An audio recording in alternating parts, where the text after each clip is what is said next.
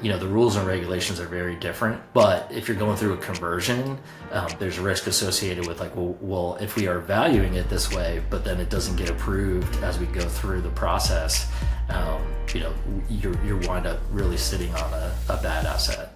You're listening to Ice Cream with Investors, a podcast that is dedicated to teaching you how to better invest your money so that you can live a more intentional life. I'm your host, Matt Four, and it is my goal to teach and empower you to remove the roadblocks to your financial success. All right, Josh, welcome to the show. Thanks for having me. I appreciate it. Absolutely. Well, we like to start with the difficult questions here. What's your favorite ice cream? Oof, I think probably butter pecan, which is probably random for most people. It's probably a little bit more exciting than that, but it is random. We haven't had a ton of guests that say like a butter or like a savory. My mom always said I was special, so she just met your ice cream choices, right? Yeah, exactly.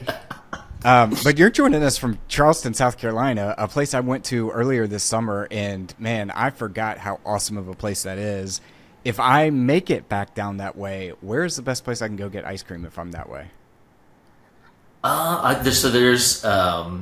There's a franchise from Jenny's that's actually I think Charlestonians would kill me for saying this because it's based out of Ohio. We literally have a website called goback2ohio.com because there's so many transplants here, but that's probably my favorite. There's always a line that's super long when you're trying to get there. We've got like 95-degree weather, 110 heat index right now, so there's always a super long line this time of year to try to get in there. But if you can get in there, it's a good spot. Yeah, you own the website goback2ohio.com? I don't own it. I don't want to be affiliated with that. But no, but if you Google that, there legit is a website for that. Gotcha. I don't know. I remember when I was growing up, I used to see like Ohio license plates everywhere, and I was like, man, if everybody from Ohio drove in Ohio, there must be traffic jams everywhere because they're all out in the roads everywhere else. Totally. You would almost think that there's like some kind of tax break or something because you see them everywhere. At least in the southeast for whatever that's worth. Yeah. Well, tell our listeners, what's the scoop? What do you do today? So I own a property management company that manages short-term rentals specifically, as well as a couple of small boutique hotels. So I've got two partners on the investing side, and we just started buying small. We call that, we affectionately refer to them as grandma's house. That's kind of our buy box.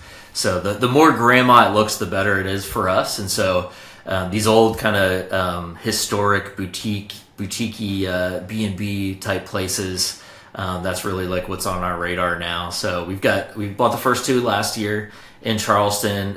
We've made offers on a half a dozen as well this year. So the interest rate environment's a little bit different this year than it was last year. So it'll be interesting to see how that kind of plays itself out. I think Hendersonville, North Carolina, which is outside of Asheville, about 20 minutes, is probably going to be the next one. So we're getting closer, I think, on some numbers for one up there. But that's kind of my fun passion project, side project, if you will. My management company does about $5 million in bookings annually. So we actually just made the Inc. 5000 of America's 5,000 fastest growing private companies. So we came in at 741 this year. That's something that's kind of neat, but it's really in the hockey stick growth phase of that. So it's been a lot of fun. Spent 20 years in corporate America doing stuff that I didn't like doing. So it's fun to kind of be building the empire now. Yeah, well, I got a lot of questions on the boutique houses. Specifically, speaking of domains, you should get the domain webuygrandmashouse.com because nice. I think that'd be interesting. But before we get there, what did you do in the corporate world, and how did you get in real estate? I tripped into sales for defense contractors, supporting the defense industrial base for almost 20 years. It's like 6 months shy of 20 years, actually. Primarily supporting the Navy and Coast Guard. You get to the Army bases, they're in much more remote places in the country. So at least, Navy and Coast Guard, you're mostly dealing with the coast. So for whatever that's worth in terms of military bases. But I actually started renting a room out of my house. I say a room, it was a one-bedroom condo back in 2012. So I spent a dozen of those 20 years working for Fortune 500 companies, and I was part of a massive corporate-wide layoff of 700 people back in 2012. So it's interesting. I think when I look at kind of the forks in the road, if you will, in my life, a lot of the coolest things have come from what would normally be the worst situations. And so, that certainly was a bad situation at the time. I actually wound up like crashing on friends' houses just to rent out this condo on VRBO. And that was my first exposure to short-term rentals. So everything really all kind of started from that. I really kind of left it alone, tried a couple of other entrepreneurial ventures between like 2012, 2013, and February of 2016. So I don't know why this date sticks in my head, but February 24th of 2016, I had moved on from that one-bedroom condo, took another job in corporate America, and was still kind of, just kicking along, just trying to make things work in corporate America and trying to figure out what I want to be when I grow up. And at that point, I had a 3-bedroom house, and I listed 1 bedroom on Airbnb in February of 2016, and have just been kind of growing from there. So about 7 years into that journey. 2012 was, I don't think I even stayed in Airbnb up until that point. So that was way, way early in the journey. So you are an OG in this space then. Yeah, it's weird when you look at, so look, my running joke is my old college buddies would literally laugh at me, right? It's just like, dude, that's crazy. So they like, you have a guest and they just like come downstairs when you're drinking your morning coffee in your underwear and you got your hand in your pants, and I'm like, man, I don't know how you drink your coffee, but I think we're different. So, but yeah, it was early enough to be laughed at by my buddies. I will say that. It's interesting to kind of see things come full circle, and now this many years later, now it's like, oh, how did you do that again? You stuck with it long enough, and everybody knows what Airbnb is now. Kind of the irony is, now that we're buying actual B&Bs, I have to explain, like, no, this actually came from a term here, right? Like, there's an actual bed and breakfast, and correct people and say, no, not Airbnbs. So it's funny that things have come full circle. Yeah. Now, in 2012, you said you got caught up in a corporate layoff and then tried a couple things and then went back to corporate America. Are you still with corporate America today, or did you fully leave? Nope. So December, that's another date that sticks with me. December 19th of 2021 is when I officially walked away. So it's interesting, again, COVID, right? So I made it through a global pandemic with this venture, but that really was kind of a gut check. I always told myself, I stayed in corporate America doing both jobs, letting the candle burn at both ends, long enough that people in both industries, in hospitality and in the defense industry, were like, why are you doing this to yourself? Like, just commit to one or the other. And then COVID happened, and I'm like, that's why. So it was really at that point, things got crushed. Obviously, we had a solid quarter of just, so April of 2020 should have been the first month that my management company did $100,000 in bookings. We did $767 on a single booking. So it literally is down almost 100% for that month. So just absolutely crushed. And for comparison's sake, we did almost 600,000 last month alone. So things have really kind of exploded here. But it was at that point I kind of, again, people are like, oh, this is crazy. I should get out of this. In my opinion, it really didn't last long enough to create real opportunity, like real pain. It definitely hurt trying to finance deals for a couple years after that. From an investor perspective, it obviously crushed the management, for the better part of 2020. We basically had to switch to more what I call midterm rentals. But it was really kind of, people from like New York, Chicago, California, places that were not opening back up after COVID, or were just taking much, much longer. And so people literally, And now again, this is super common, but people were starting to work from home, right? And it's like, well, I want to be able to actually go out to dinner and enjoy my life. And so we had a lot of people that would come here anywhere from 2 weeks all the way up to like 4 or 5 months back in 2020. And we kind of survived on those shorter term leases. And then 21 and 22. Turns out when you lock people up for a year, they really want to get out and enjoy themselves. So the rest is kind of history from there. 21 and 22 got kind of crazy, and I finally quit corporate America.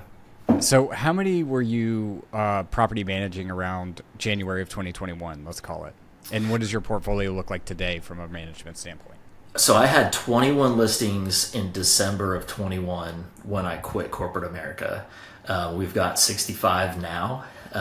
So that's kind of the growth. I like to say that about a third of those, I either own either all of the listing or a piece of it. So that's either, the boutique B&Bs. I've also got short-term rentals on my own as well too. So some people, that perspective has kind of changed as well over the last 5 years. I think when I first started leaning into the management a little bit more, it's like, well, he manages his own stuff. How do I know that he's prioritizing me, steering things toward my property? But I'm a super kind of technology forward, automation obsessed guy. However, you want to be able to test out technology before you implement it. And so that's kind of part of my sales pitch is I never roll anything out that I haven't tested on my own properties. And so if something breaks, we just don't do it. And things have definitely broken before. I've tried a couple of things where we've just been a little bit too early on the technology. But if it works, then we roll it across the whole portfolio, and then everybody gets that benefit. So I kind of use myself as the guinea pig. So I think I saw on your website you have Charleston, Pigeon Forge, and Gatlinburg. Are those the three markets you serve? Yeah, we're also now on Isle of Palms, which is one of the beaches outside of Charleston. But yeah, those are the main markets. So why did you choose those markets? And then I got a couple questions from there. Sure. Yeah, so nobody would really think of a defense contractor working out of Charleston, South Carolina. So in some ways, now that I look back, I'm like, man, I should have embraced the fact that this is a hospitality town a long time ago. That's people like to travel here. I had, again, a dozen years, Fortune 500 companies, right? And during that whole time, of course, they're all based out of Washington, D.C. That's where the money comes from.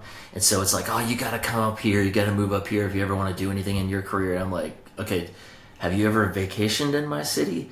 Well, yeah. Well, I've never vacationed in yours. So that's I'm not going to move up there. I'm sorry. And so it's almost like I finally, after telling that joke for so many years, I finally just embraced the fact that hey, this is what we're known for.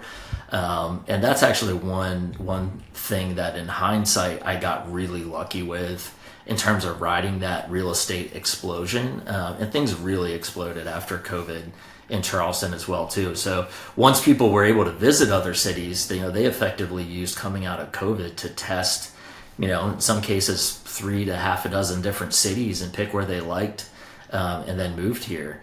So the real estate's really exploded here. I've kind of been a beneficiary of that in hindsight.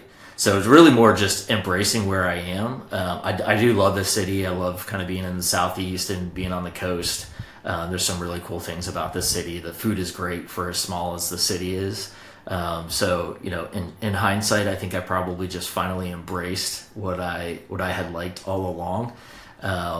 In terms of picking the other cities that we operate in, if I'm here, I might as well operate in and around here. Now that we're expanding this B&B brand, the plan is to expand the management into those cities. So it's kind of an easy way for the management company to expand to other places, managing that asset and then using that as a jumping off point. Pigeon Forge, I'm actually a part of a mastermind group called GoBundance. And so I actually have a realtor partner on the Smoky stuff. So he handles kind of the front end sales portion, and then if it's a short-term rental, he'll lean into us and say, hey, talk to these folks and see if it makes sense to manage the asset. So that really was kind of like a deal pipeline type of thing that made us look at that. Smokies are super popular. There's almost 20,000 short-term rentals there. It's a very different market than the Charleston market. It's much more highly regulated and controlled here. So, you kind of get the best of both worlds. Yeah, I grew up like 90 minutes away from Gatlinburg. I love that town. We used to go there when it was a small little sleepy vacation spot, and now it's exploded into Yep. what it is today. But I think one of the questions I have is really around scale. So operating a short-term rental is a very hands-on business. Obviously, there's a lot of automation and the tech stack that you can implement to help with that. We've had people on the show before talk through that. But how were you able to scale managing so many short-term rentals across wide geographic areas?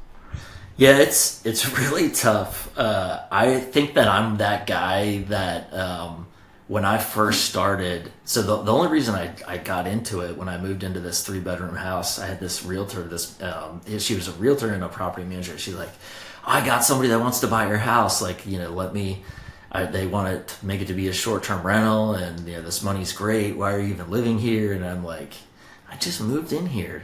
Like I had no intention of doing that. And she was managing the property next door, and she's like, "Oh, I'll do a pro forma for you if you want to just move out, and I can manage it for you."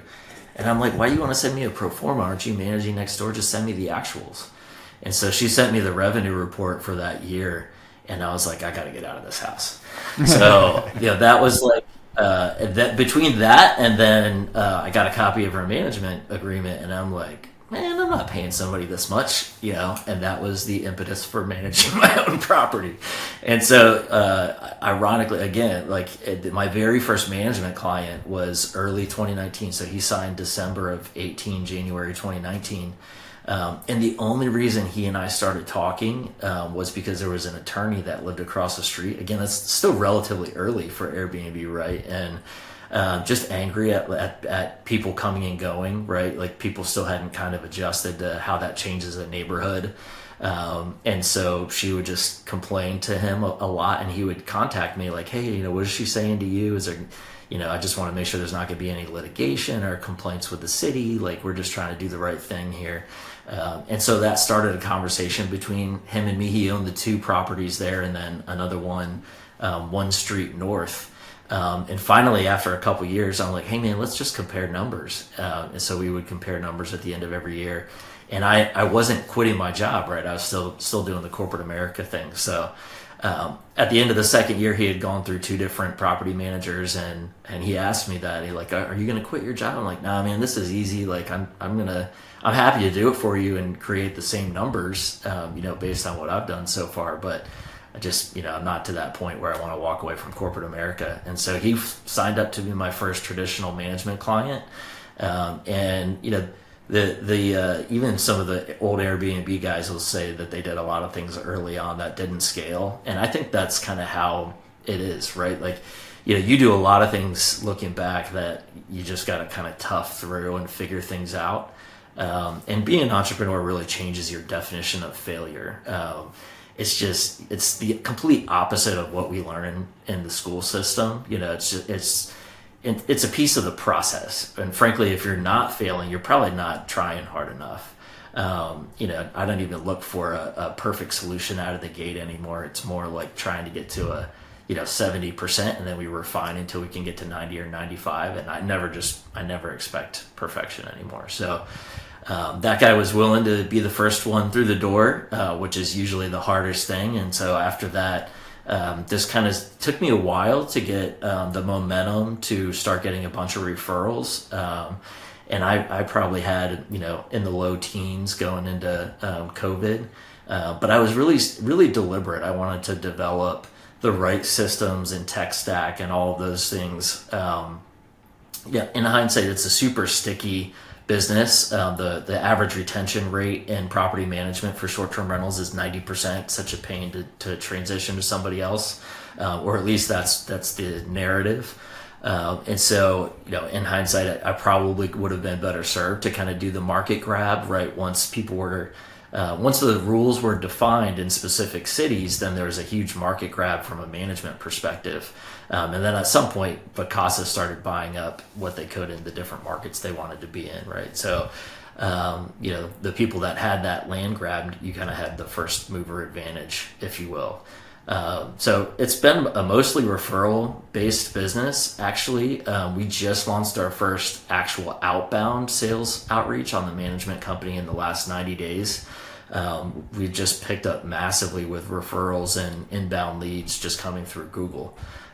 So it's been a slow and steady process that really has kind of just exploded in the last year. Nice. Well, we've had a bunch of people on the show to talk about Airbnb, short-term rentals, how you separate yourself, different tech stacks you can use, and things like that. So if anybody's interested in that conversation, I would encourage them to go listen to our previous episodes. But one of the reasons why I was excited to have you on is this idea of boutique hotels and B&Bs. So for anybody under the age of 30, can you please describe what a B&B is first, and then talk to us about like why you're getting into this space? Yeah, it's pretty simple, and so if somebody goes to my website or LinkedIn or whatever, they'll see the phrase information arbitrager under how I kind of describe myself.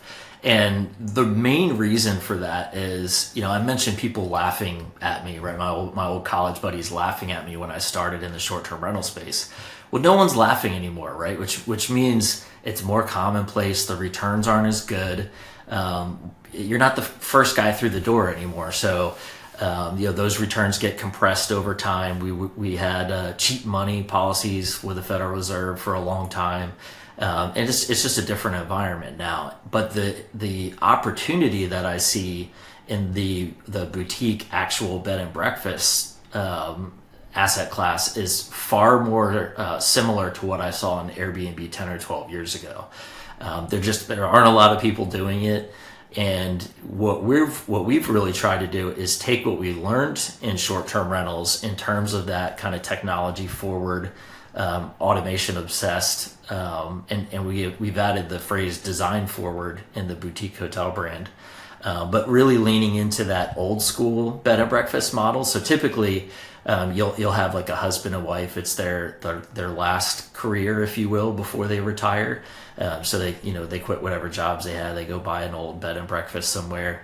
It's an older home, especially when you're looking at the East Coast, right? It's an older home that could have been renovated anywhere from like 10 to 50 years ago. So it's a bit outdated. And just a little bit kind of run down, but it has that husband and wife that are in there making breakfast every morning, right? So it's usually their last gig before they retire. And so we've kind of combined three partners. Obviously, I have the management company. One of the partners is a general contractor who actually specializes in historic home renovation. And so the things that scared me from a renovation perspective 10 years ago just doesn't even enter my mind anymore. I have enough experience probably to be able to see identify some of the issues, but I want nothing to do with fixing them in a 200-year-old house. So it's nice to have a guy like him on the team. And then our third partner has a marketing company. So in terms of actually trying to create a brand and putting together a customer avatar, for the people, you say for the people under 30. So our kind of target demographic for our boutique brand is what we like to say the Trader Joe's demographic. So you look at the 26, 27-year-old up to like maybe 43, 45, typically probably educated, in that $80,000 to $150,000 income demographic, make enough to not consider themselves wealthy by any means, but they do appreciate experience. And they want to also have that value of staying in a historic home, but still want that modern amenity. They want to take a shower in a tub that is green from the 1960s. That quite frankly can't really get clean anymore because it's so old. They want those modern amenities with a historic feel. So that's really kind of the target demographic that we're going for with the boutique hotel stuff.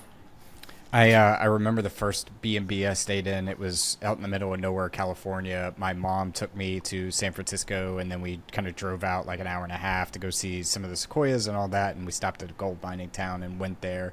And I remember each room having like their own little theme and like board games and all those sorts of things. And then, as you mentioned, the older couple that kind of owned the B&B cooked us dinner, they cooked us breakfast the next day, and all that sort of thing. I guess with that being said, like, how do you stand out in that crowd for a B&B? Like, are you theming these hotels? Do you have any special kind of things that make it stand out? Yeah, so I mean, I'm a nerd for these old houses, and so the first one actually was converted back in 1992, which basically sat dormant after a major hurricane. In fact, the biggest hurricane ever to hit Charleston, South Carolina. So this was like a way to rejuvenate it, but it dates all the way back to 1852. The second one we bought dates all the way back to 1798. The third one that we just offered on in Hendersonville dates back to 1881. So that's actually like our new property, if you will. And so, when you're looking at these older homes, there's a lot of things that come with that. Potential issues. You go to fix something and you rip a wall open, right? And then it's like, oh, I have 5 other problems I didn't know that I had. And so the big difference with us is that we fixed all of those, right? And so typically when we close on that property, my management company will work very closely with that husband and wife owner, and it means something to them, right? And we'd like to think that it means as much to us as it does to them, right? That, they've taken care of these guests. There's a lot of people that come and stay with them every summer or every winter, every year, whatever time of year it may be. So they've built up that reputation with them. We want to make sure that they know they're taken care of.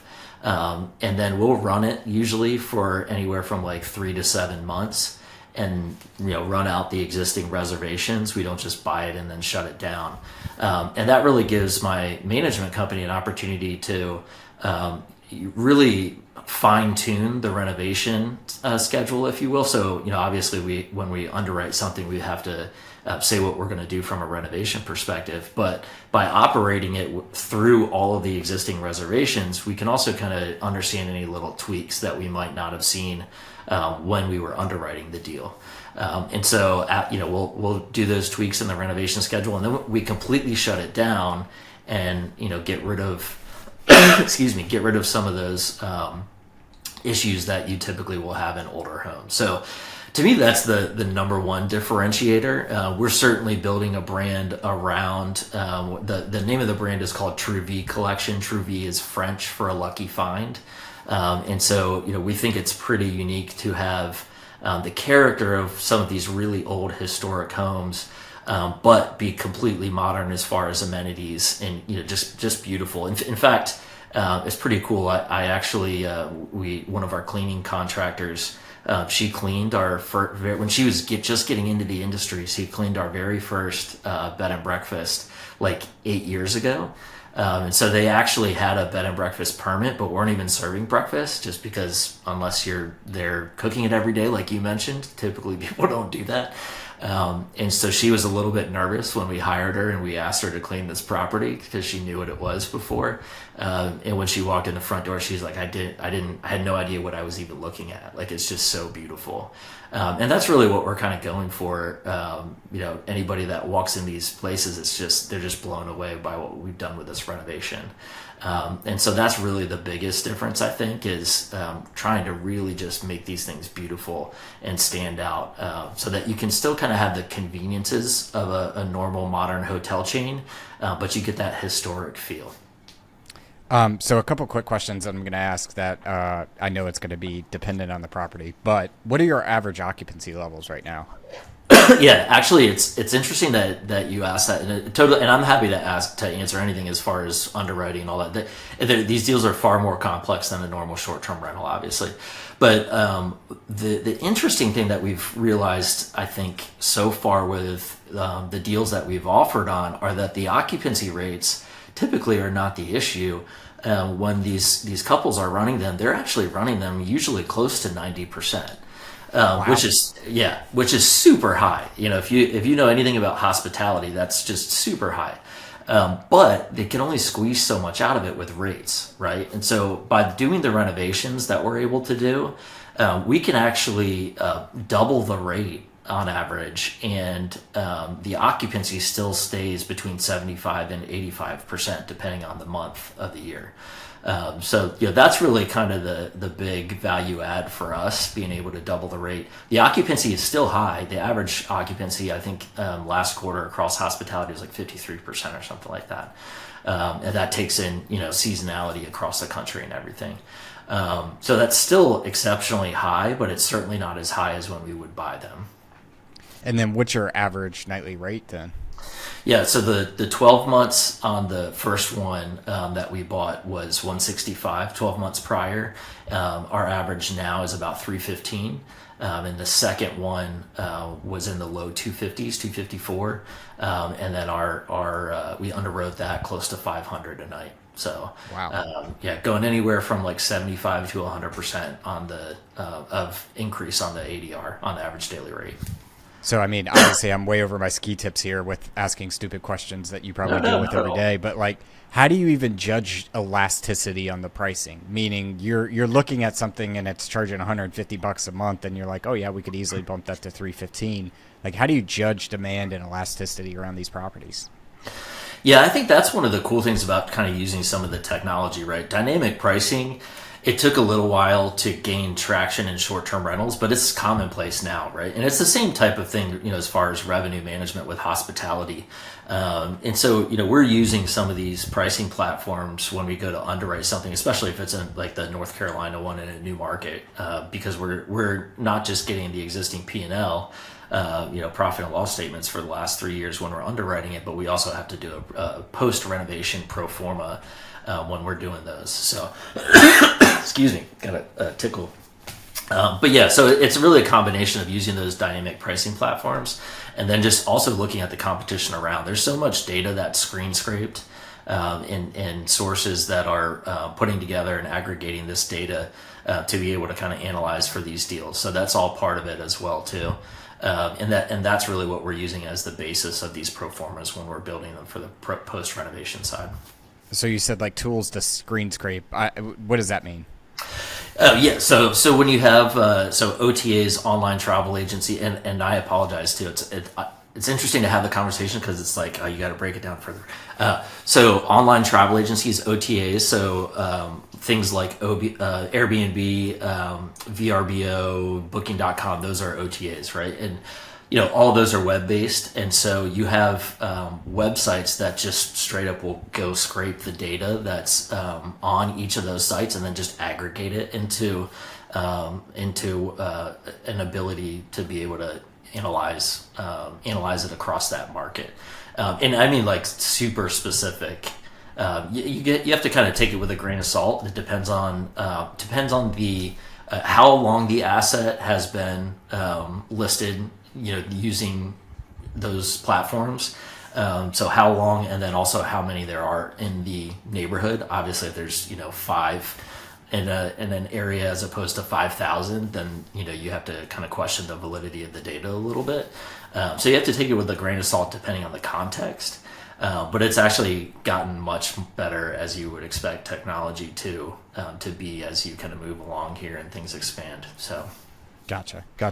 And then in terms of like financing these, you kind of sit in the middle of not being a hotel, but also a business and real estate. Yep. So can you get SBA loans? Are there Fannie and Freddie? Do you have to get a commercial loan? Like, what does all that look like? Hey, fellow investors, before we dive into our next segment of the show, I wanted to take a quick moment to talk to you about a fantastic opportunity for you to invest with me. As you know, here at Ice Cream with Investors, I'm passionate about real estate investing and helping you navigate the exciting world of wealth creation through real estate. And that's why, for the first time, I'm thrilled to tell you about an opportunity for you to invest alongside of me. Over the past 3 years, I've been investing in multifamily, mobile home parks, car washes. I've even become the bank and lent out money to fellow real estate investors on a short-term basis. And now you can come join me. If you would like to jump on a call and learn more about this opportunity, head to icecreamwithinvestors.com/invest and find a time for us to connect. And now back to the show. That's the interesting piece with these. So the cool thing is that most of these buildings are so small that they're ignored by your typical private equity groups. And so, there's a very specific buyer.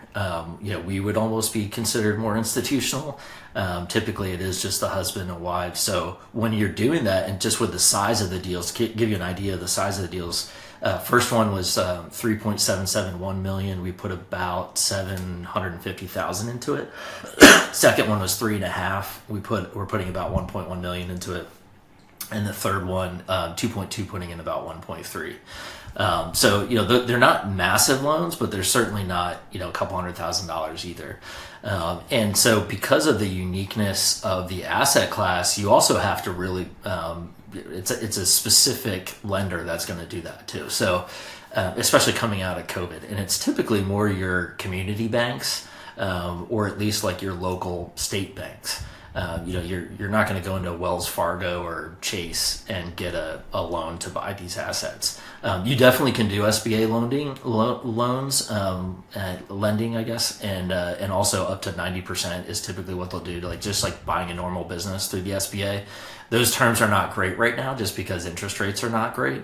But if you look at that, more as like a bridge loan, and you think that the interest rates are going to kind of level off here, which it seems like they are finally. You can look at that as more of like a 3-year option, and then hopefully refinance it to something a little bit cheaper.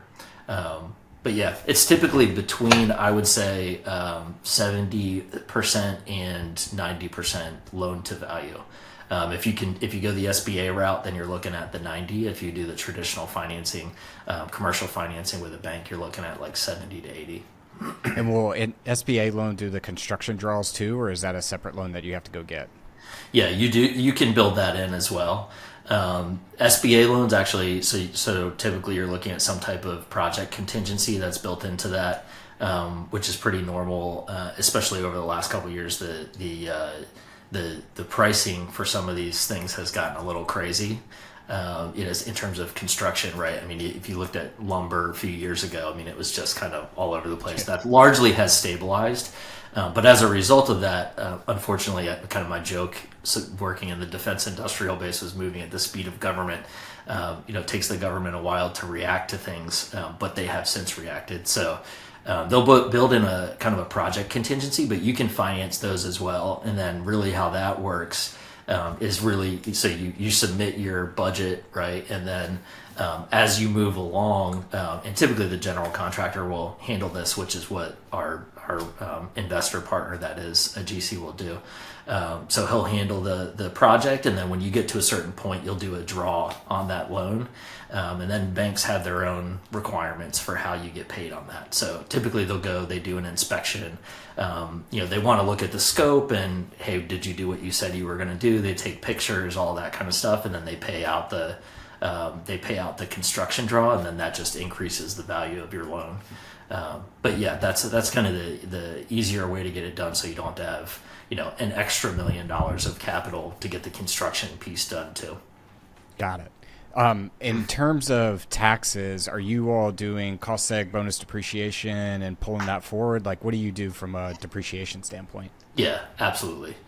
Yeah, we have completed a cost segregation study on the first one. Kind of the tricky piece is you got to do it after it's, or it's better to do it after it's completely renovated, when you put all the money into it, right? It's pretty easy to be able to just kind of send the entire renovation budget and have them walk through with that. And so we're hoping to get the second cost seg done by the end of this year on B&B number 2. But yeah, we're definitely doing that, and kind of, I look at this as probably like a 5 to 7 year hold period. The reality is we if you're a vivid vision guy, there's a term BHAG, big hairy audacious goal.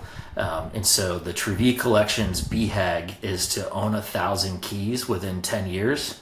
And so we own 18 now, and the one that we've got in process is another 16 that we can get 20 keys out of it. So the reality is, if we're going to hit that goal in years like 7 through 10, we're going to have to be doing a 1031 into bigger assets, right? So, you're moving from the 10, 20, 30 keys up into the like 75. And we have looked at like, well, how big do you really go? Like, at what point is it not boutique anymore? Right. And I think there's, if you go look on the internet, there's definitely different definitions of that. I think ours right now is probably no bigger than like 70, 75. And even that's more of like a more full service hotel. As you go to these bigger cities, so we're looking at like Nashville, Miami, right? So as you go to these bigger cities, it's a lot harder to find a 15 key little boutique B&B.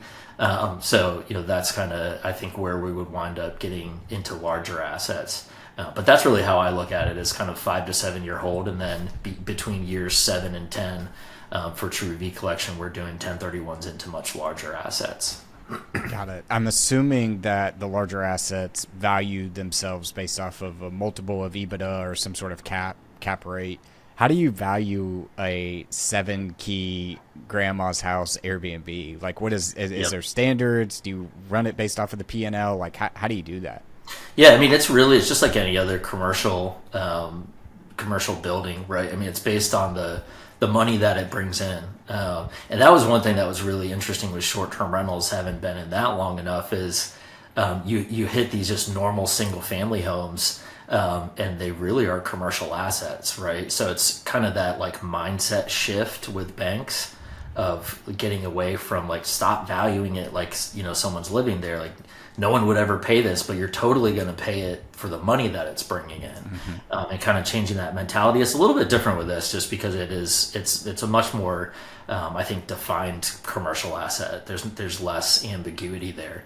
But yeah, it's totally based on whatever that net is. And that, that's how you increase the value, right? So in theory, with what we're doing, even if we lose a few points of occupancy, if we're effectively going up 80 to 100% on the average daily rate, then in theory, you're almost doubling the value of the asset over time. So, that's really kind of the plan here, is to do our value add and continually trade into bigger assets. Yeah. So smaller hotels is essentially how they would value it. Yeah, absolutely. Absolutely. You're not going to buy like a bigger house and then trying to turn it into this. You're already buying something existing. Got it. Yes, I mean, and it's funny you say that, because we actually, in some of these older cities like Savannah, Georgia, for instance, we've offered on, and we have looked at things like just an old apartment building. There's just there's different risk associated with that. So I'm not saying we would never do that. I think we would give it a shot. But there's different risk associated with it, because you've got to get it approved, right? And if the whole moving at the speed of government thing is a thing at the federal level, it's even much worse at the local level.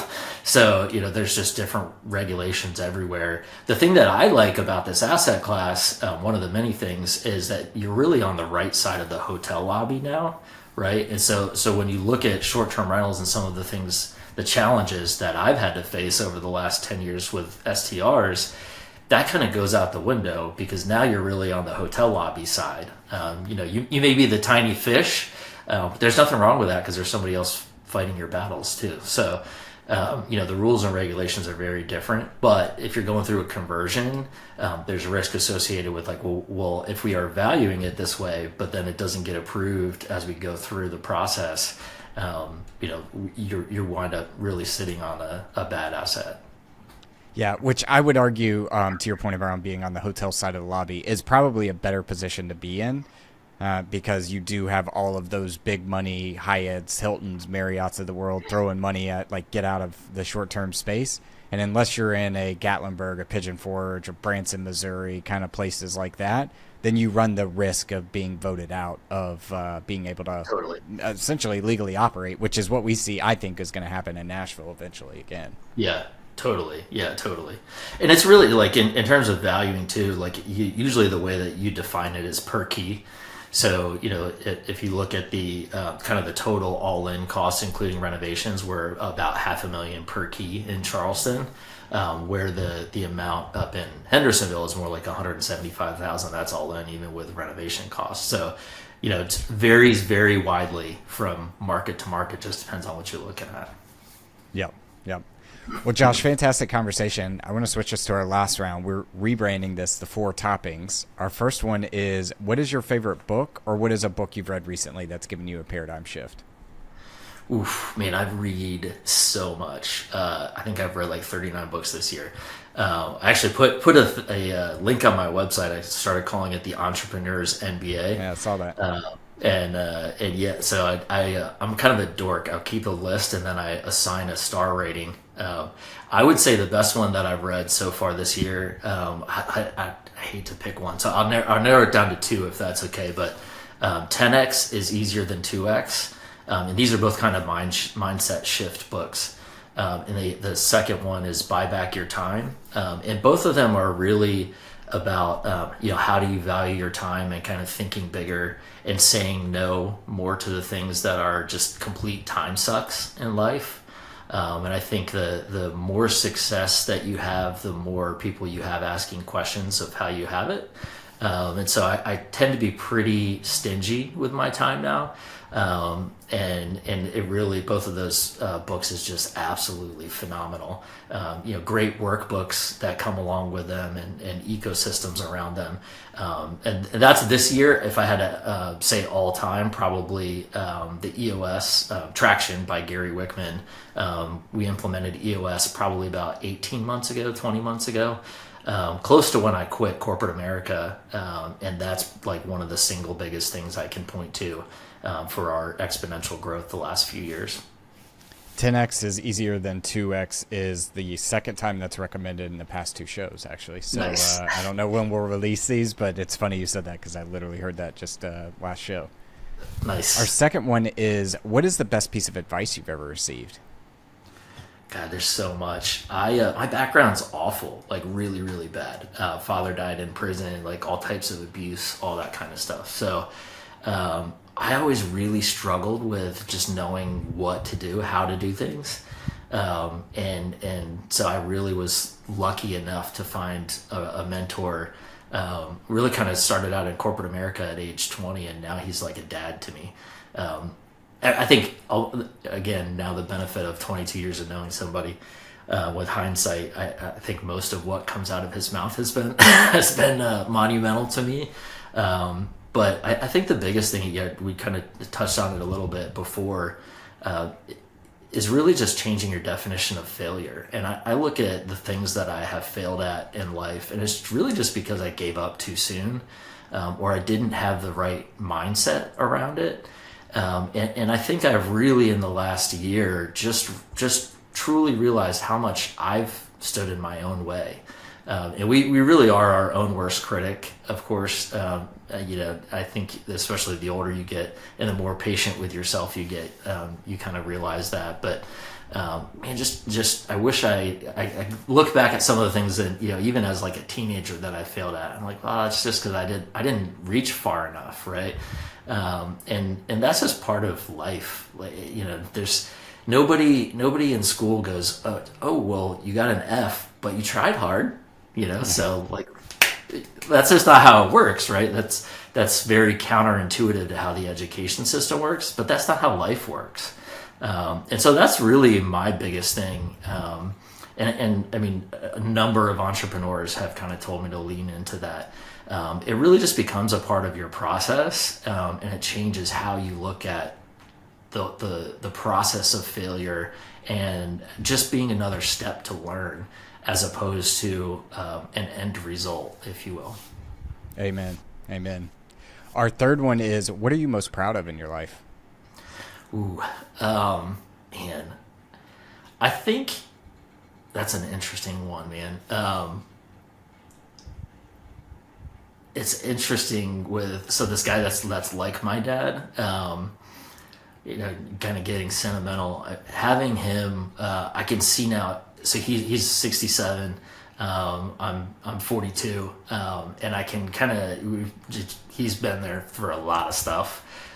He really met me when I was like still trying to just unpack a lot of. I did embrace the therapeutic process for almost 20 years, and so he really made it through a lot of stuff with me. And so I very much value every second that I get with him at this point in life. And I think every time I get together with him now, he just tells me how proud of me he is. And, I think that's one of the things I value most in life, because this is like the most genuine guy you could ever meet in your life. And I have overcome so much to kind of get to this point that It just means the world to me that a guy who's made it through so much crap with me has that opinion of me now, because I feel like in some way that he didn't waste his time, all those times that he stuck with me when I did really stupid stuff. I'm also really proud of the fact that I finally got married last year, despite the crappy background, and probably embracing the bachelor life a little bit longer than I otherwise would have. But that's been a really neat and interesting process too, between my wife and the guy that's like my dad now. Those are the two things that I'm most proud of. Yeah, when you're talking about your mentor, all I got to say on that is, I am not crying, you are crying. Yeah, I'm surprised I didn't. I think I probably told the story enough times to not cry on it. One more thing on him. He listens to every one of these. I've probably done 20 podcasts this year, right? And like him and his wife, they're like my mom and dad now, and they listen to every single one of them. And every time I hang out with them, last time I hung out with them, they're actually in South Africa now on a safari. But last time I hung out with him, we went kind of like shooting, just hanging out for an hour or two. He kind of pulls me aside. He's like, you don't have to do that, right? Like you don't have to say those things. And I don't even think about it like that, right? Like yeah. I'm so proud of this guy and just like who he. I feel like I have a better idea, some definition of what it's like to be a man, and be a human, and just how to treat other people and those types of things, and just really basic stuff that I just never learned as a result of this guy. So if I can mention him as being a massive contributor to my success, I'm going to take that opportunity every chance I get. That's awesome. Well, our fourth and final one is, if you could sit down and eat a bowl of ice cream with anyone, dead or alive, who would it be and why? Man, that is, again, being a dork that reads constantly. Dead or alive. I think probably, I've always just been a big Warren Buffett guy. I think a lot of especially now that I look at, calling myself an information arbitrager, right, and looking at some of the things he was able to do over the years, it would almost be interesting to sit down with him when he was like 30 years old, right? I mean, his kind of saying when he was in his 20s is, if I'm not a millionaire by 30, I'm going to jump off the tallest building in Omaha, which admittedly probably isn't very tall, but it's probably tall enough to kill you. It's only tall enough to hurt you. Yeah, right. 2.5 stories. I think that would have been interesting. Yeah, exactly. Just tall enough to break your legs, not kill you. Yeah. But I think that would have been interesting. I mean, I did the token, buy a Berkshire Hathaway share and go to the annual shareholder meeting a few years ago to kind of pay homage before that opportunity was gone.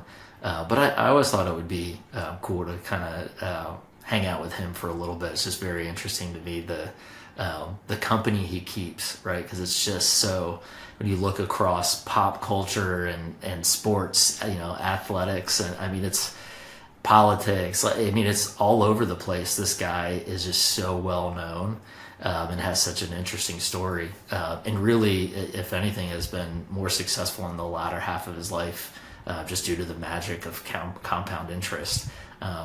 Than he was in the first half. So yep. I think I always say that if Warren Buffett would have stopped in his 30s, you would have never heard his name. Absolutely, yeah, and even probably 40s and 50s, quite frankly. But yeah, I mean, it's so crazy. Probably him or like Bezos. Even Elon Musk. Like both of those guys. Like the capacity to take risk to really do something big and great and change the world.